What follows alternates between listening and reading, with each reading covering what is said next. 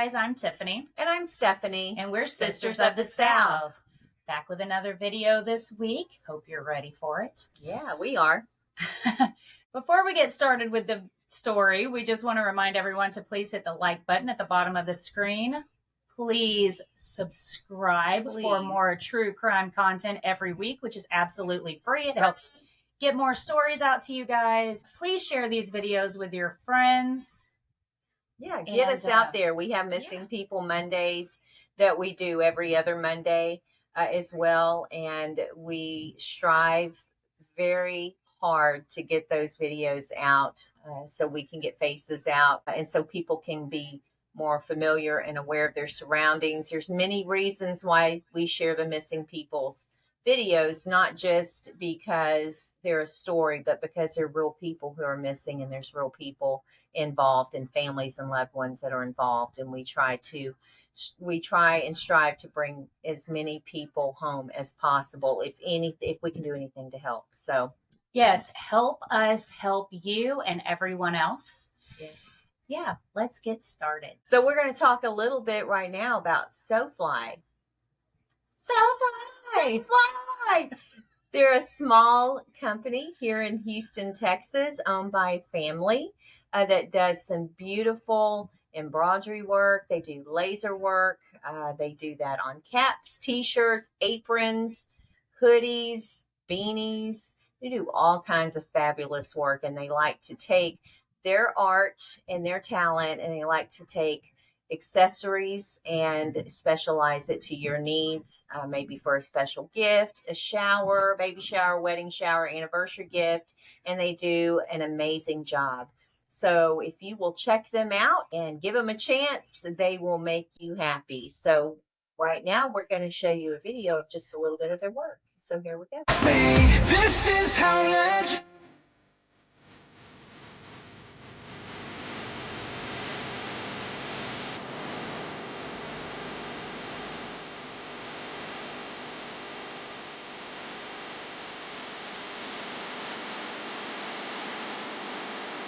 All right, guys, we hope you enjoyed that video. Please go check them out. They do amazing work. They do our merchandise for us, and we love them, and we love their merchandise. So please check them out. And yeah, we'll get started. So here we go. We are going to talk a little bit about David Lynn Harris today. David was born on November 4th, 1957 in Newport, Arkansas, to Gerald and Mildred Harris. By all accounts, he had a great childhood, and David was an overachiever who did well in academics and became an orthodontist in the Houston area. After meeting the love of his life, Clara Suarez, in 1991 at Castle Dental, he was smitten. David and Clara would marry a year later on February 14th, 1992. This would be David's second marriage. Within 10 years, they built a chain of dentist offices in the Houston area. The chain was particularly successful, and the couple was able to afford a lavish home and lifestyle in Friendswood, Texas, in the Friendswood's Poly Ranch Estates. Life was cruising right along when in 1998, David and Clara announced they were having twin boys. Clara Harris was born in Colombia, South America on February 3rd, 1958. In her 20s, she moved to Houston where she built her own little American dream. Clara became a successful dentist and even won a beauty contest. But she says her greatest achievement was marrying David. He was handsome and charming, but in an instant, Clara's fairy tale life was shattered.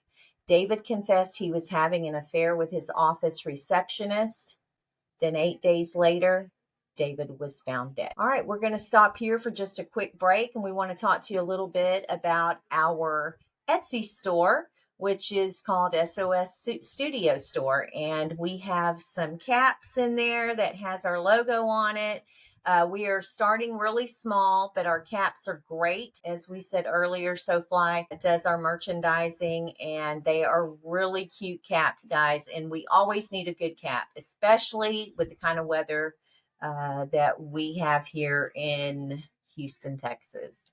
Oh, yeah, it's great to shade your face from either the rain or the sun.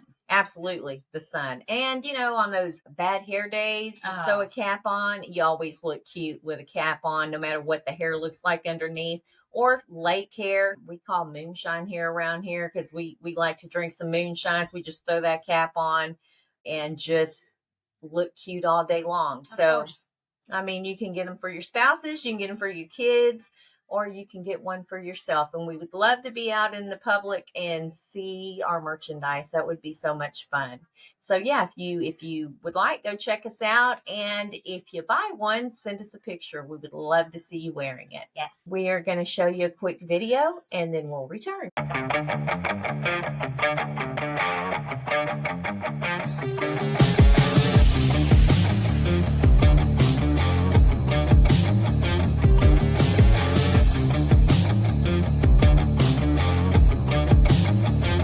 So how did Clara learn about the affair?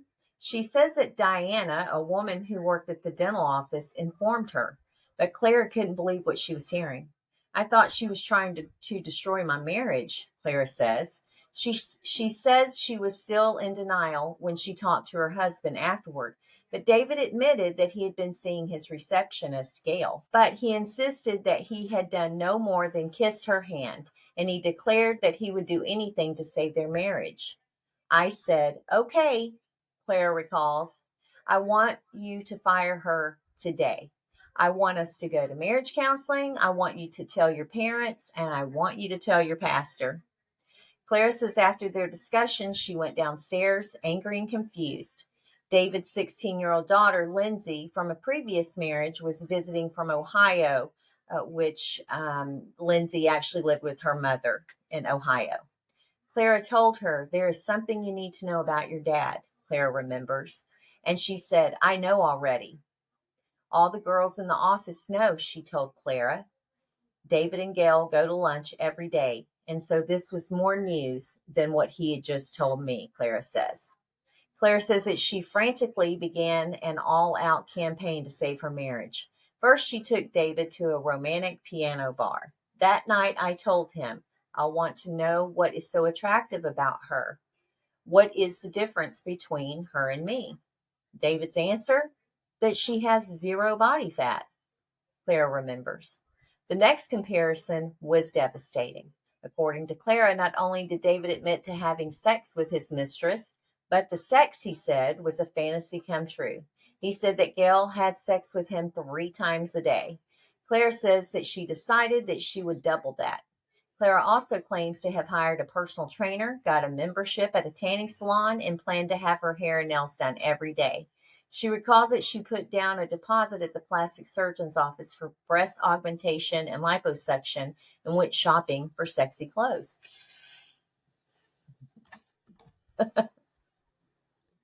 Oh, yes. Guys. Oh, yeah. Come on. Yeah. Right. And first of all, she's having sex with him 3 times a day, if that's even true. Yes. Because it's new. Yeah, it's and exciting. New. And 0 body fat. Okay. And then you're going to double that? He's just trying to make her feel bad. Less than. About herself. That's right. Well, that's his way to put the blame back on Clara. Absolutely. You're not good enough. You're too fat. Yeah. You don't have sex with me enough. Come on. Yeah, and Clara was beautiful. She's a beautiful woman. And let's be honest, guys, 0 fat doesn't make you beautiful. 50%, 80% body fat doesn't make you less beautiful. We're all beautiful in our own way. But I think that was his way of kind of grabbing control of the situation and making Clara feel like it was her fault, honestly. And he should have never said that to her. And it seemed as though they were happy at this time, or though Clara thought that they were at this time. Yeah. So, and in order for Clara to devote herself entirely to David, Clara made one more stunning sacrifice. I called the office, she says, and I told them, I am retiring today. You're never going to see me again. I'm going to dedicate myself to my family. So here, her and David have invested time and finances to many dental offices in the Houston area. And I'm sure the betrayal that Clara felt, knowing not only that her husband's doing this to her, but that everybody else was privy to this going on. And although she shouldn't feel foolish, I'm sure she did feel foolish that everybody else knew before she did, which can be common in these situations. But unfortunately, she tried everything that she could there towards the end once she knew there was an issue and she was willing to forgive him. Clara said that David agreed to break it off with Gail.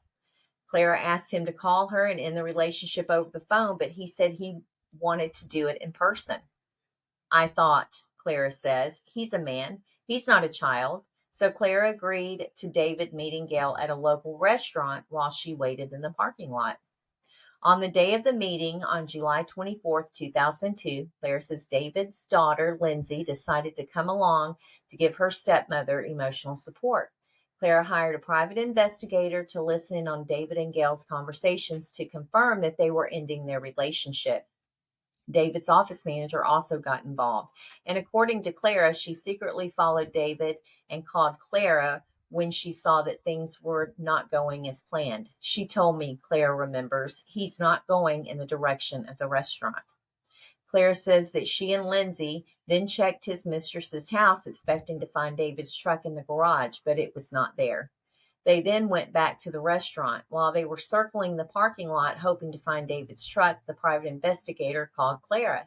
She recalls that he reported that David and Gail were checking into the Hilton Hotel, the exact hotel where 10 years earlier, David and Clara had held their wedding reception.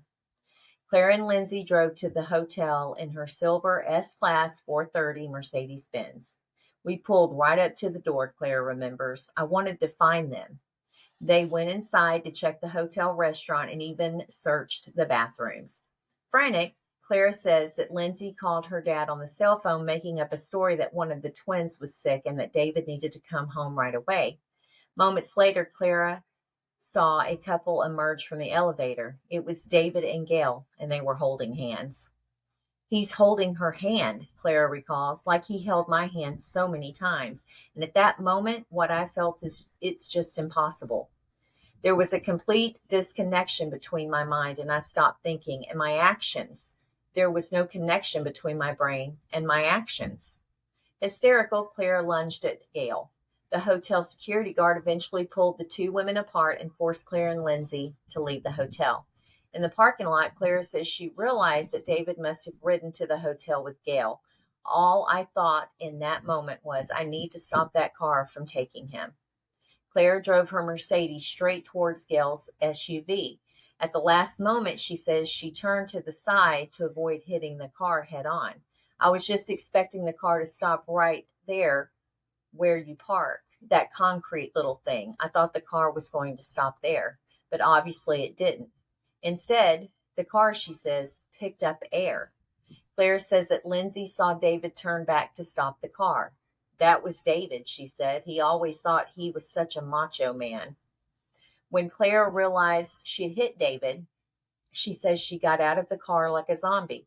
I couldn't believe David was on the floor.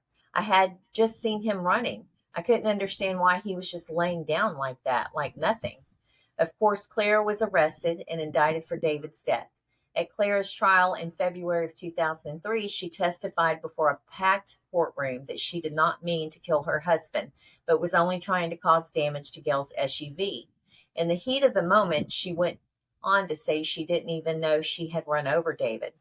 Prosecutors, however, went after her, saying she knew exactly what she was doing in the Hilton parking lot. Their most devastating witness was David Harris's teenage daughter, Lindsay, who testified that a week earlier her stepmother had told her, with all he's done to me, I could kill him and get away with it. On the night of the killing, she said Clara stepped on the accelerator and went straight for him, saying moments before impact, I'm going to hit him. Prosecutors claim that she had repeatedly run over her husband.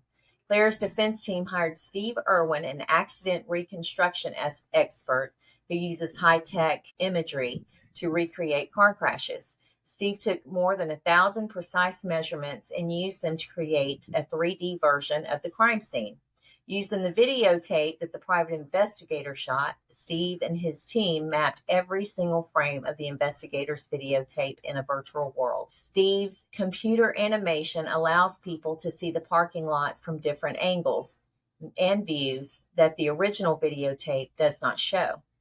We're able to then get out of the videographer's camera and gain a new perspective on the evidence and just the entirety of the scene, Steve says. Judging from the view from inside Clara's Mercedes, Steve believes Clara could not have seen David when she drove around the side of Gail's SUV. At Clara's trial, prosecutors claimed that she had repeatedly run over her husband. But according to Steve Irwin, this is not what happened. Steve claims the tire marks from Clara's car form a 40-foot circle. If true, that means she could have only run over David's body once. But according to court records, the jury never saw Steve Irwin's reenactment because the judge ruled it to be misleading and confusing. Nevertheless, Clara's attorneys persuaded the jurors that Clara had acted under sudden passion rather than with intent to kill, and they gave her a 20-year sentence. While the sentence for intentional murder in Texas is for 5 years to life, murder in sudden passion carries a minimum penalty of just 2 years with a maximum of 20 years. Staring at a photo of her twin boys, Clara bowed her head, her dark brown eyes brimming with tears, and then was escorted away. Her sons went to live with another couple who had been close to Clara and David as friends through the years. Clara was a model prisoner. As a part of a prison program, she learned Braille and worked several hours a day translating school textbooks into Braille. What's more, she didn't violate any prison rules. Clara's goal was to reunite with her twin boys and didn't want anything to jeopardize that. Clara was first eligible for parole in 2012, but she was turned down. Over the next 5 years, she was turned down 3 more times. Apparently, some members of David's family had written letters to the parole board declaring that Clara didn't deserve mercy, that she should at least serve her full 20-year sentence, and was set to be released in 2023.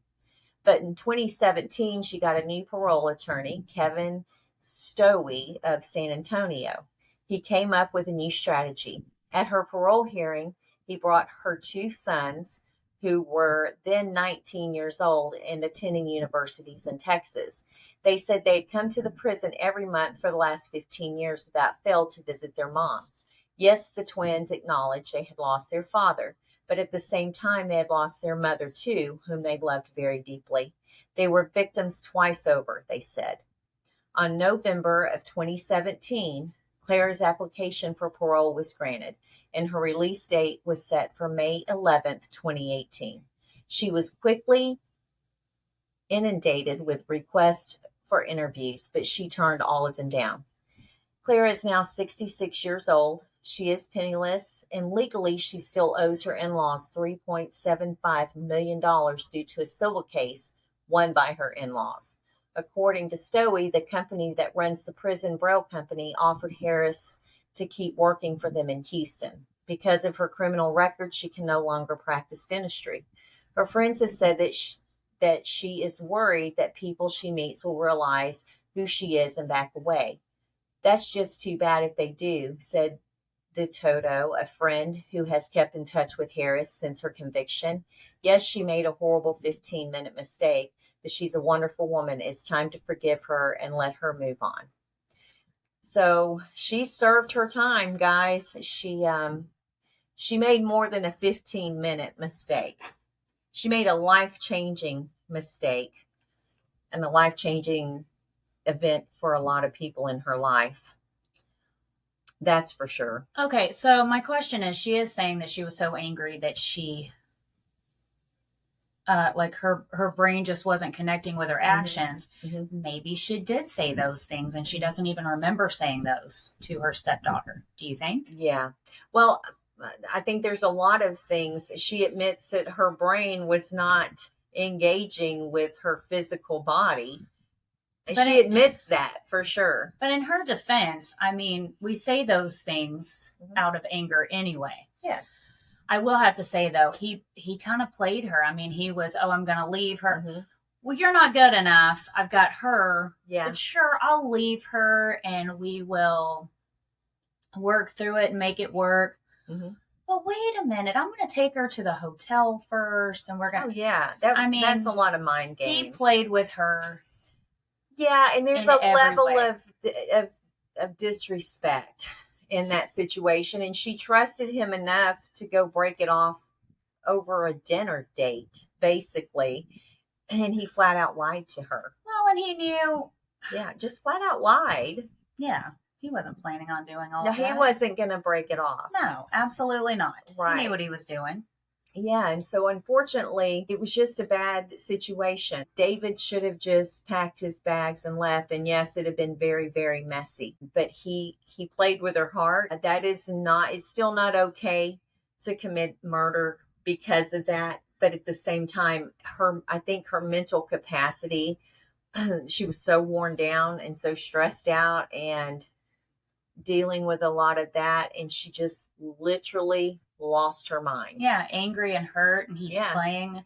And she saw them together. Sides. Yeah, she saw them. She's at their hotel where they had their wedding reception. He's and hitting her at every angle. Yeah. Yeah. Her physicalities, and you would think a woman that's won a beauty pageant, who has a doctor's degree and owns her own practice, you would think that nothing could bring her down.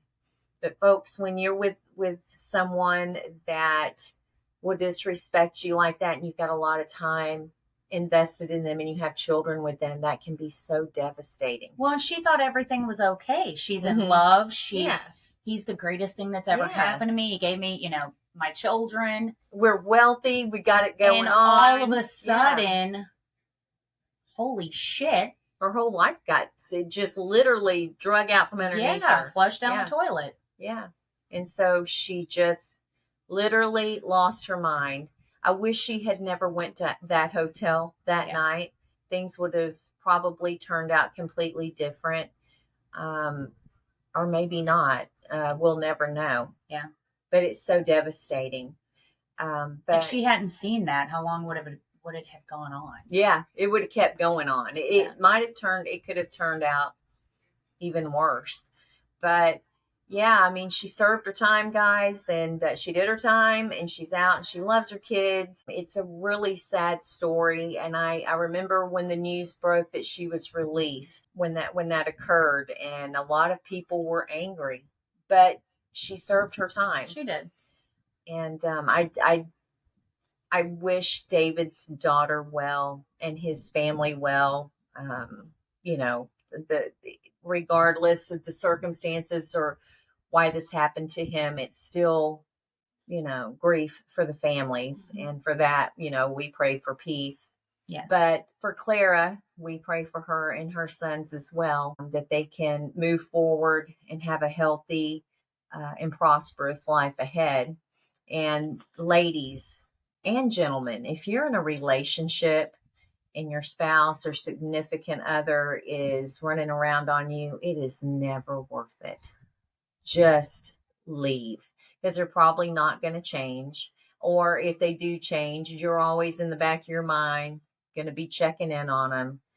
And that can really play with your psyche. It's never worth unaliving them. No, never. It's not. Your self-worth is more than that.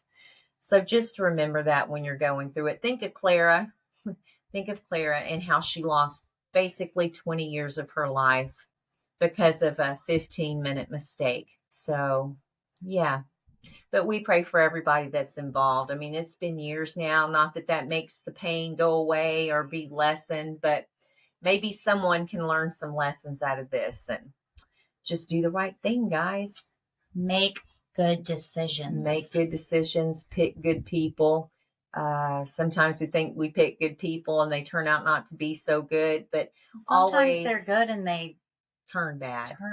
Yeah, maybe David being successful in the dentistry field gave him a boost, an ego boost, and this woman's coming on to him because he's the owner and the dentist of all of these, and she was attracted to that, and And it makes you wonder how the mistress feels now.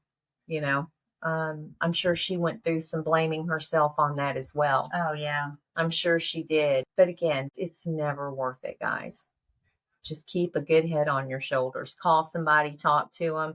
Don't go chasing them down. It is not worth it. As a matter of fact, there's not a lot of good that's going to come out of that. So I don't know, but there's a bunch of crazy stories out there. But yeah, guys. So again, remember to please hit that like button at the bottom of the screen and share our videos so we can get more content out to you. We love spending time with you guys, even though we can't see you. And yeah, until our next episode, remember to see the good and stay imperfectly perfect. Thanks, guys. Thank you. Bye.